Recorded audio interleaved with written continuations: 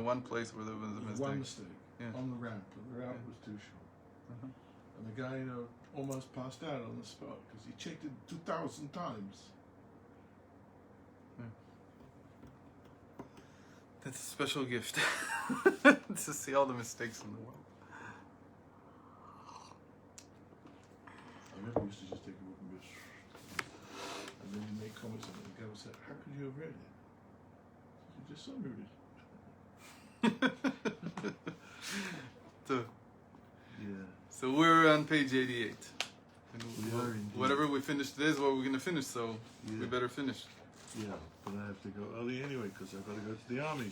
So we said that the Kav Or Ein Sof, the line, the ray of infinite light that comes down from the Sovev, from the Or Ein Sof, down into our world, that's called the Gina, called the garden. Right. That's as in Boston again. okay. And that's what the Rebbe had this Chiddush, but here it's written also that it's Malchus. That line is Malchus. Why? Because it's mitlabesh b'kol olamot. It engarbs itself inside the world. Why does that make it? And that line is change. Why does that make it Malchus? Malchus is always change. Malchus is always changing. I thought Malchus was transferring one thing to another. No, that's Yisod. Why? You're saying from world to world. Yeah. Okay. There's also that because it's able to change, so it also can be the conduit through which things move from one world to another. Yeah. But in general, Malchus is change. And it's Lapshus in general. And the Kav of Or Ein Sof that comes down, that's where the change happens. Because before the Tzimtzum, before the contraction, everything was just infinite light. And then Hashem created a contraction, and then the power of the limited was revealed where the world would be. But then there was no light of the infinite there. So he brought the light of the infinite begins to push down. And that pushing down, entering into and engarbing itself in this space, as it were, that's where change comes from. Okay, now why is it so important that it's Malchus? What did you said it's a Chiddush? So what do I learn from the fact that it's Malchus? Okay, so we're saying that every person's life in that sense is a dominion. And every person has dominion over something in this world. You're the master of this department of change. Okay? Your life is where the change that you're responsible for is happening. Me? Yeah. Every person's a king in that sense. What? I'm a gonist. It's not true. You just took your hand out of your pocket and you put it back in and you moved this in and took that out. You're the master of that. There's nobody else who's going to do that, ever. But who says that it makes any difference? Aha, that's the question. Accept this as accept this running the world. Shgacha Pratis means that it makes no difference. Or at least you can't make a difference. Yeah. What Hashem gave us free will, that's also this ray of light, is in order to, from our perspective of change, to make a difference, right? Make a difference. There's difference, it changes, and we make it make a difference. And we make this change valuable. Okay, we turn this change into something that has value. And so the question then becomes, what are you going to use? What's at your disposal? What are you going to use it for? If what's at your disposal, you just do the regular metabolism changes. I eat, I drink, I go to the bathroom, I go to sleep. Yeah. So that's change, it's true. Stuff has gone through change. But it's not very valuable. Okay, but going to the bathroom shouldn't be taken for granted. It shouldn't at all be. So you make a bracha. But it's not at the value of putting tefillin on. It's not at the value of learning Torah, and so on. Anyway, so that gina, so the Yesod is responsible for it. It says that gina, there's the gardener who tends to it. And we said that there are two states. There's a state in which he's gardening it. That's during... And guarding it. And that's not in exile. That's in the regular state when the world is the way it should be, when the Jewish people are in Eretz Yisrael and so on.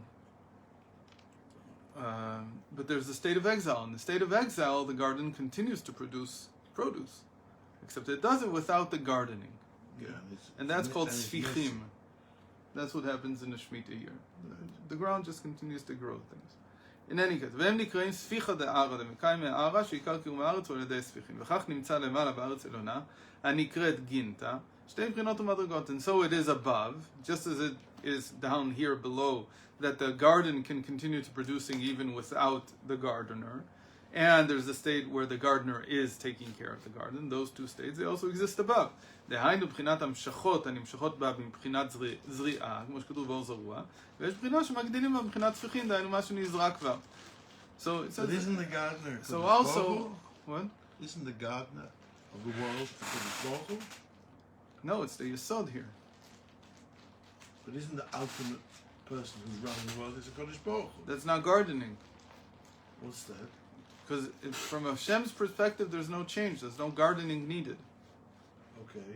Only when you're talking about change. You're talking about a garden. A garden has changed. Hashem didn't entrust himself on the change. He put you in charge of the change. That's what it means that he placed Adam in the garden. Good? So he placed Adam, and from then on, it's up to human beings to tend to the garden.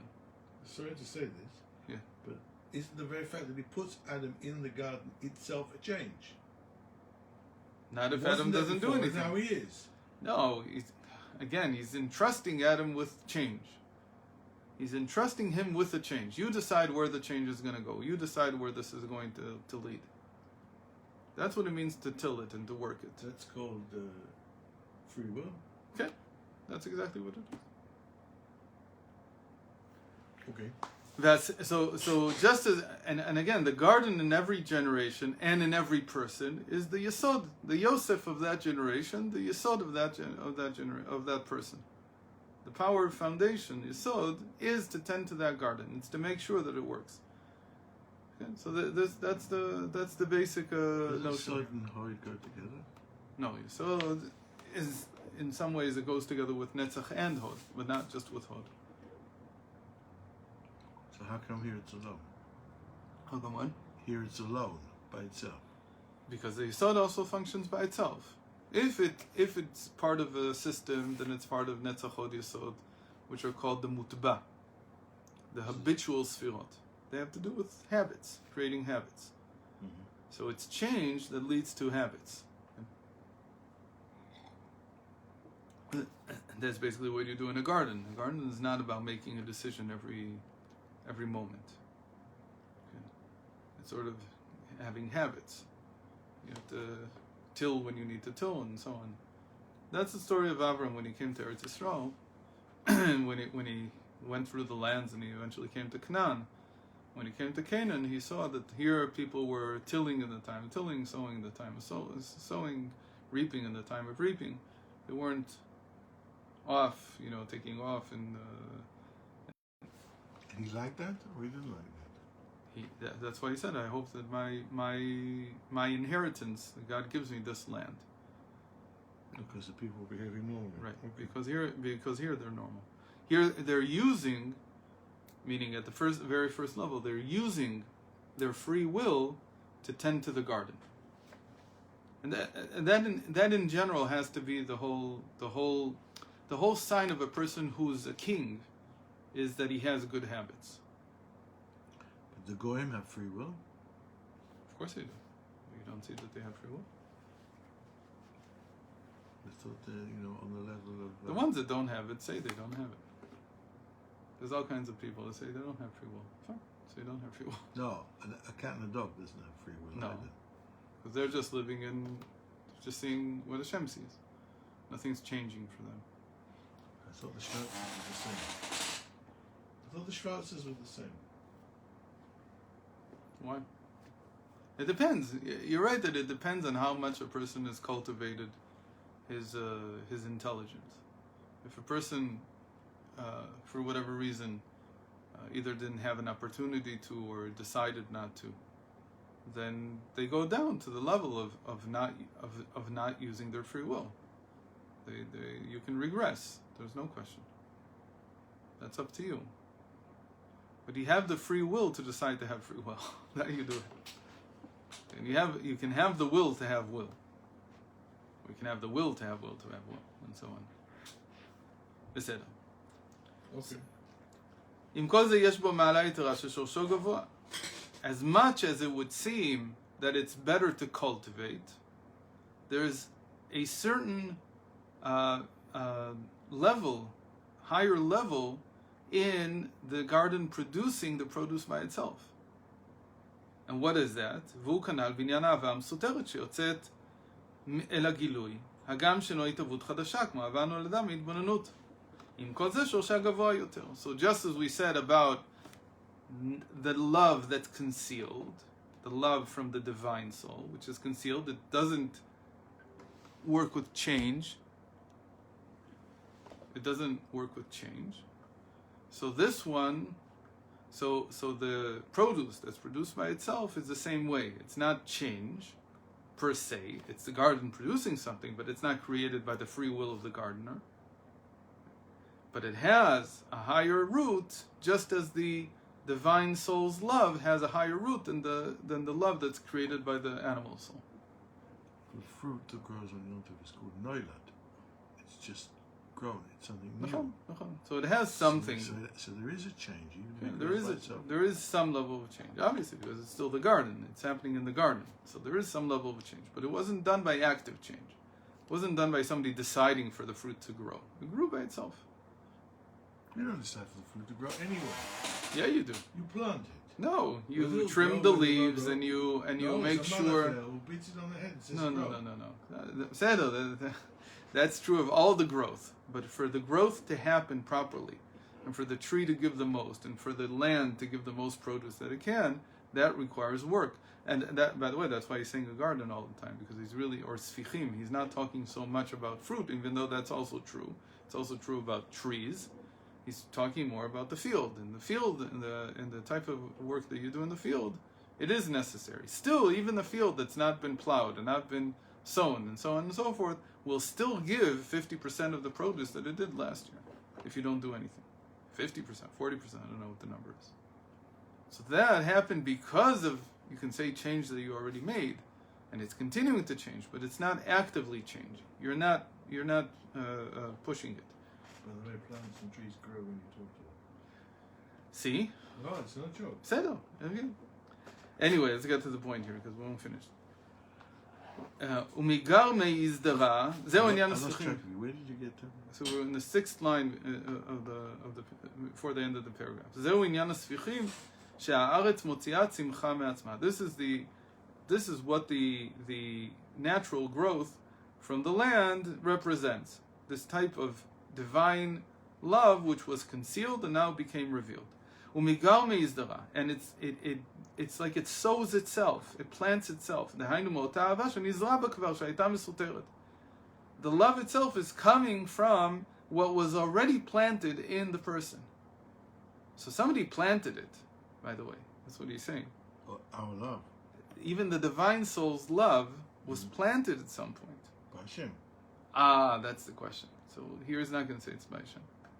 It's going to say it's also done by Yosef in the previous years. Meaning, to say it another way, that all the divine love that we have, all the connection from the divine soul that we have with Hashem is residue, in a certain sense, from the time of the Beis Hamikdash. It was planted then. Not everybody is a descendant of Yosef. Doesn't that make a problem? No, because Yosef did it for everybody. But how could he if he's not the father of them all? Because we're talking about something spiritual. He is the spiritual father. That's why you're dependent on the Yesod. You're dependent on your own Yesod to uncover. Why are you dependent on Aaron Cohen? Why? For other things, you're dependent on Aaron Cohen. For the name Cohen, you're dependent on him. Right. For your divine love, you're not dependent on him. But why, for me as a Cohen, doesn't it come through Aaron? Why does it come through Yosef? Maybe it does come through Aaron. So does you putting Yosef on the same level as Adam Arishon? No, I'm putting him at the same level as Aaron. I'm saying that Adam Arishon was represented by Yosef later. Okay? That the same thing that I learned about Adam, I also learned about Yosef. In the same way that Adam was responsible for tilling and working the Garden of Eden, Yosef was responsible for his brothers in Egypt. Meaning he's the one who's responsible for everybody during the exile. He's the one who feeds everybody. What is he feeding them? He's feeding them divine. At the physical level, he was feeding them food. Right. At the spiritual level, he's feeding them divine love. אמן. דהיינו מאותה אהבה שנזרע בה כבר, שהייתה מסותרת, וזהו בחינת אור זרוע. That's what it means, אור זרוע לצדיק, שנזרע כבר בנפש האלוקית. אבל האהבה נולדת במשך מהתבוננות, נקראת אהבת עולם, הוא כמשל הזריעה שזורים עכשיו מחדש, וכל זריעות האהבות האלו, הכל הוא מבחינת יוסף הצדיק. All these types of sowing, whether it's sowing in practice, or that I planted 10 years ago, it doesn't matter, 100 years ago, and the land continues to produce something from that. They all come from Yosef, because that's what Yosef does. He's the Shenikra Ganena de Ginta. He's called the gardener of the garden. Shemimenu nimshach haor mibchinat malchut anikret Ginta. He's the one who brings down the light from Malchus. Which Malchus? The Malchus of Hashem. That Hashem wanted there to be people. He wanted there to be individuals. Yosef is the one who brings them sustenance down.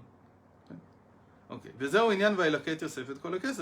why it says that Yosef gathered all the money, all the kesef. What is this kesef? Kesef is energy. That's the way we understand it today also. That when you have money, you have energy in your hands. It's power. Yeah, power, energy, it doesn't matter.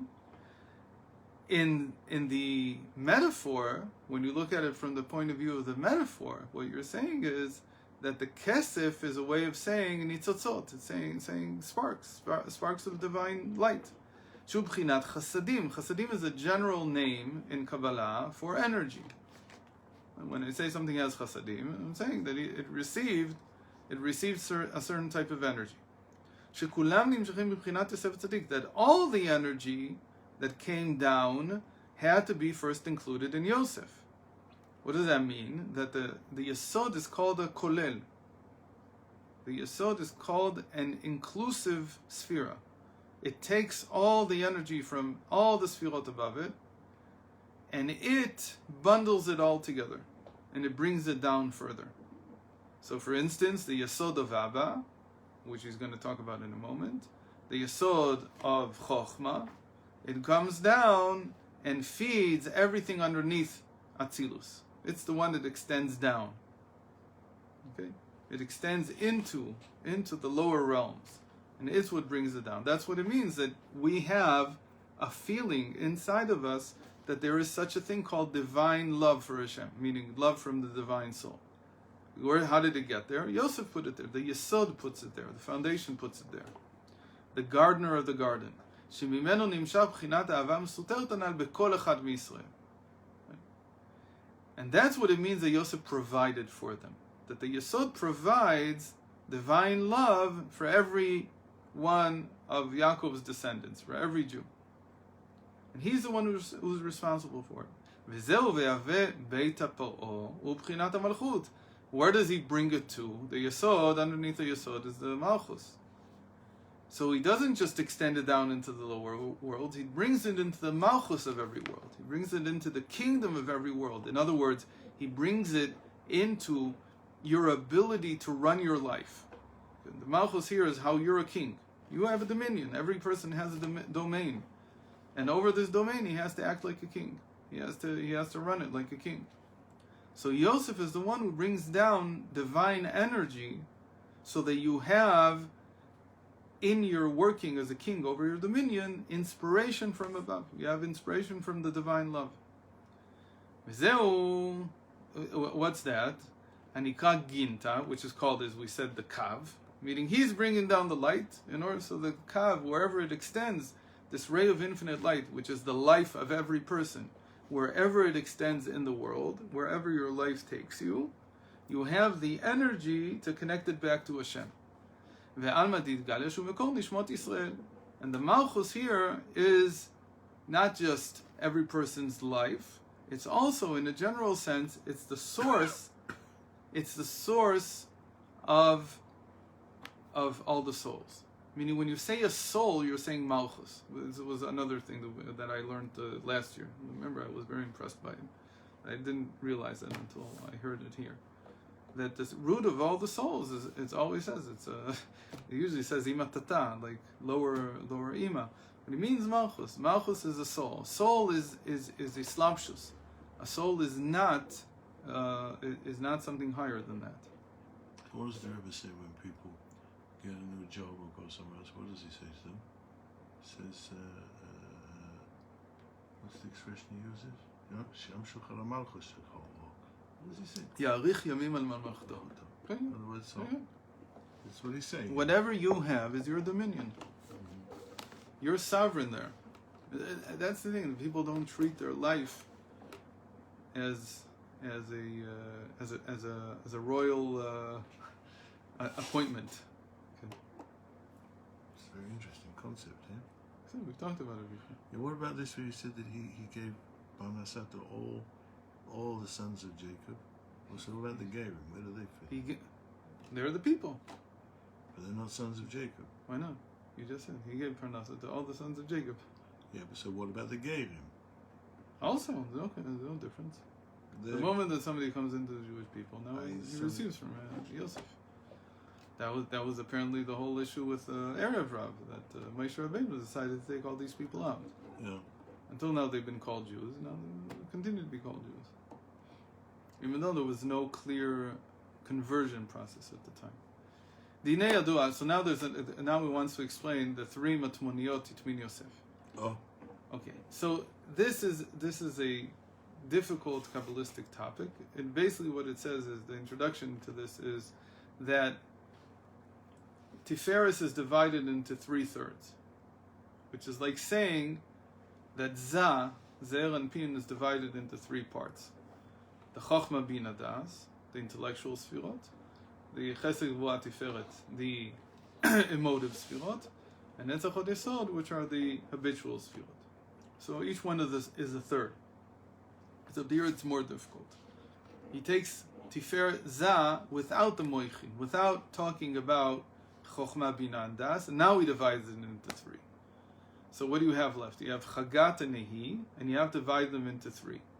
So one way of doing it was say 6, there's 6 fields here, so divide it into 3, that's 2 for each one. But that can't be. Why can't it be? Because you still have to retain 3 axes. So what you do is, you divide each sfira into 3, and now you decide how it works. Okay? So the way it works is like this. That you have Chesed and Gvura entirely, all 3, meaning if you're going to take, I had 6 sfirot, I divided each one into 3, I have 18 parts. Okay, so a third of this will be how many? 18? Yeah. Third of 18? 6. 6. Right? Okay, so how are we going to do this? So he says, we're now going to say that the first 6, which are the top third, are the 2/3 of Chesed, 2/3 of Gvura, and 2/3 of Tiferet. So we have 6 altogether. The bottom 2/3 is now going to be the third part of Chesed, third part of Gvura, third part of Tiferet, and all of Netzach Hod Yesod. That way we have 6 and 9. Okay? Did I do this right? I didn't do this right. 6 and 12. Sorry. I have 6 and 12. And now he's going to say, I'm going to say it all in English because there's no point to read it in Hebrew. This is just a topic. It's a long topic in the Ari. Not so long, actually. It's like 2 chapters. But what you get from that in Chassidus is like this. That you can't know fully, meaning 1/3 is concealed and 2/3 are revealed. He said that Yosef took all the money that he collected and he put it into 3 different treasuries, and 2 were discovered, one by Korach and one by Antoninus. So 2/3 were revealed and 1/3 is concealed. So the top 1/3 remains concealed. Again, 2/3 of Chesed, 2/3 of Gvura, and 2/3 of Tiferet. Maybe the bottom. This is how it is. You want to argue with the Ari? How do you know? So Okay. that's the Ari. Okay. And that's the part that's not revealed. And the 2/3 that are revealed, they're the 2 treasuries that were revealed, that were given to Korach and Antoninus, and you have to understand why in the world are Korach and Antoninus, Antonio, the two figures that we're taking to represent the revealed chasadim. So these are all called chasadim. Why chasadim? Because we said chasadim is like the energy that Yosef brings down. So it goes like this. הנה ידוע בכתבי האריז"ל שהחסד, מהי חסדים נמשכים בזה והחסד שבתפארת מחלק לשלושה פרקים. It divides into 3 parts, each ספירה. היינו, השליש העליון הוא בחינת ההלם והסתר. Now he goes back to he switches from language to language. The top third, he hasn't told me yet how it divides into. It says the top third is concealed, והסתר, ונקרא חסדים מכוסים, and it's called concealed chesed, ושני שלישים מתגלים, and bottom 2/3 are revealed. והיינו עניין ג' המטמוניות הנ"ל ששניים נתגלו, שהם שני שלישים המתגלים. So that's what it means that there were 3 treasuries and 2 were revealed. That's the 2/3 that were revealed. והשליש עליון שהוא בבחינת חב"ד שבו הוא מכוסה ונעלם והתגלה לצדיקים לעתיד לבוא. The top 2/3 of Chesed Gvura and Tiferet, they're called the Chabad of Chesed Gvura Tiferet. That's another. Okay, confusing. Yeah, it's a little confusing, but when you get it. וכל זה יתמין, so what is this? והתגלה לצדיקים לעתיד לבוא. And they will reveal it only in the future. So what does it mean? Here it doesn't explain it. It doesn't explain what this all means. What it means is very simple. In the Chassidus, it's explained like this: that the bottom 2/3 means that Korach and Antoninus were not such positive figures to begin with. So they know they're receiving divine light. They know it. Because he received the divine light, Korach decided to, because he knew he was receiving it, Korach decided to mutiny against Moshe Rabbeinu. Because he knew he had the divine light, Antoninus went on to become the emperor. They knew something about themselves. They knew they were special. Who didn't know he was special? Moshe Rabbeinu. Moshe lo yada ki karanu panav. Moshe didn't know that he was special, but he was totally modest about it. No. It means he didn't not know. He had no self-knowledge. It was anav. Anav means that it was concealed. That's what it means that it was concealed. He doesn't know. The tzaddik doesn't believe that he has anything special. That is the cornerstone of Chassidus. You say this is the cornerstone of what a tzaddik is. You ever didn't know he was a leader? No. I had no idea. He knew he had responsibilities. He couldn't say about himself, I'm Mashiach. That doesn't make any sense. If he could say that, he wouldn't be the Mashiach. If he could say that, he wasn't a leader. He knows what his qualities are. He knows what his responsibilities are. But to say, I am receiving something special from Hashem, I'm this and that and that and that and that, all these superlatives, I'm the leader of the generation, he can't say. If he can say it, so something's happened, something's wrong. Or we've come to the end of time. At the end of time, this will be revealed. Right, that's why he said all the time, I'm just a substitute. I'm the substitute teacher. I'm not the teacher even. That's how he treated himself the whole time, and it wasn't just modesty. It was how he saw himself. To tell you that he didn't slip, I don't know. He never shared. He never said, this morning I suddenly felt that it was all that was all my responsibility. He never shared anything like that. So we don't know. But what he presented to other people. He said to the shluchim, go wherever you go. You should know the Mashalech is going with you. Beseder? Who's the Mashalech? Me. No. He didn't said, say those words, but he said the Mashalech is the Friediger Rebbe. Every single time he mentioned Shluchim, he said Shluchim are to do the will of the Friediger Rebbe. But in Yechidus with someone, he said to go where I tell you, and remember that I'm going with you. I'm going with you. Beseder. I'm also going with you. Beseder. It's me also, but you're not going by my koyach. You're going by the koyach of the Mashalech. The real Mashalech is the Friediger Rebbe. I'm just a sub, because he didn't show up today. We're waiting for him to show up. But that's a big principle. The tzaddik doesn't know that he's a tzaddik. In fact, the whole book Noam Elimelech from Elimelech of Lizhensk is all about what a real tzaddik feels. And the basic principle that he repeats maybe 100 times in that book is that if you feel close, you're far, and if you feel far, you're close. So he doesn't know. He can't know. In any case, he can't feel. Even if he knows with his head at some level, he can't feel it. He doesn't feel that he has something special. He feels that he's like everybody else. And that's a very important principle. So he says, that's what it means that 2/3 were revealed and 1/3 was concealed, and it's archived, it's hidden for the tzaddikim for the future. Meaning in the future, the tzaddikim will use this. What do you mean they're using it right now? it'll be revealed by the tzaddikim. Meaning until now they've been using it, we've been saying it all along, that the tzaddik is using exactly the initial light from the first 3 days of creation, which is called the love of the divine soul. The tzaddik uses it all the time, but he doesn't know that he has it. That's the main thing about Ahava Rabbah, that a person feels that even if he has it, it's not his. Even if he knows about it, it's a gift from above. That's all it is. He didn't do anything. Okay, so that's the end of this. That's the end of this mimer. What I wanted to finish with, we have 10 more minutes, is what he says in the original mimer in 1804. And there he brings something more that's very important, that's missing here. I don't know why they didn't put it in here, because it's very... So the whole thing here is this is all appearing in Parshas Vayigash. Vayigash Yehuda, that Yehuda approached Yosef. And then Yosef reveals himself. Okay.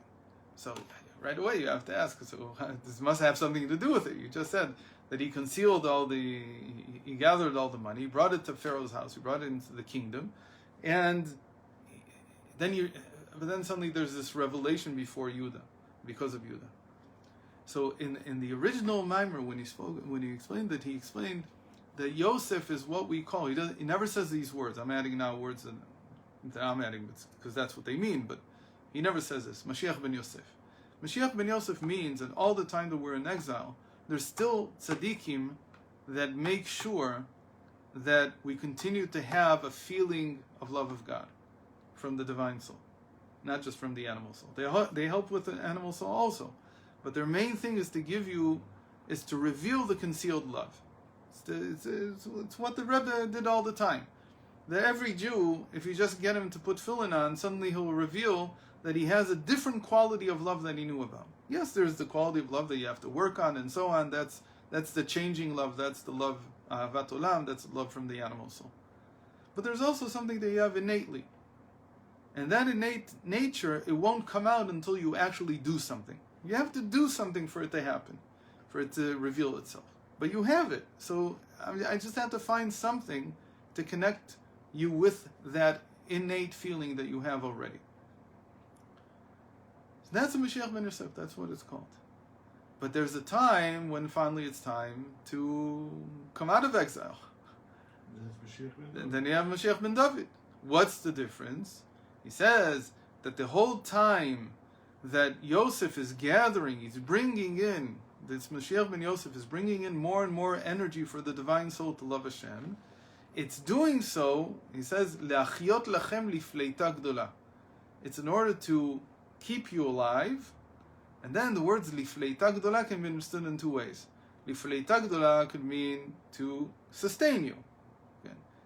But that's not the pshat. The pshat, that's how I understood it all these years. When I read it suddenly I realized I didn't understand the words. Lifleita gdola means for the time of redemption. Lifleita means when you're rejected, when you come out. So when you come out of exile, then you'll have gdula. Then you'll have real greatness. The real greatness is the chasadim. Everything will come out at that time. That's what we said, that the top 1/3, even in tzaddikim, will suddenly be revealed. You'll see something that you never saw before. They'll see something that they never saw before. They haven't been able to recognize it. You haven't been able to recognize what it is that they have. This is all concealed in the time of exile. Yosef is gathering more and more and more all the time. He's bringing more and more love of God in, but it's all hidden. The top third is concealed until the future. And when it's time for him to hand over the command to Yehuda, and Yehuda represents Yehuda is the ban. It's the world that's shattered. It's the world that needs to be rectified. But once this world is rectified, Yehuda receives the control again. He receives the kingship again, and Yosef hands it all over to him. And when he hands it all over to him, suddenly Yehuda sees the world is full of love of God. It's something inexplainable, because it seems like it came out of nowhere. Like nobody actually did something, and suddenly it came out.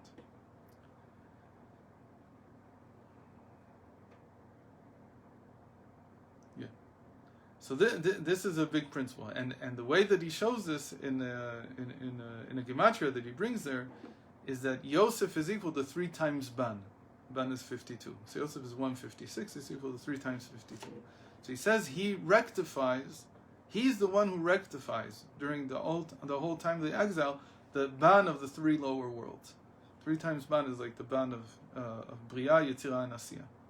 And he's the one who rectifies. But once it's finished, he hands it all over to Yehuda. What does he do then? What? What does he do then? What does he do? I don't know. He continues doing what he did. But it wasn't revealed until now that he was Yosef. You understand that he was Yosef. So for his name, Yosef, is also from the word Le'esof. He's the one who gathers it all. He gathers all the love and makes it into love of God, and he puts it inside each soul. And that's what the Yesod does. That's the duty of the Yesod. That's what Yesod does in the body. That's what the foundation does in the body. And when it reveals, it creates life. So there you can understand the physical image. Nifleita gedola. That there comes a time when it's time to reveal. And when it comes time to reveal, then all the love is spilled out, as it were. So. Take it from me and yours. What? Take it from me and. Okay.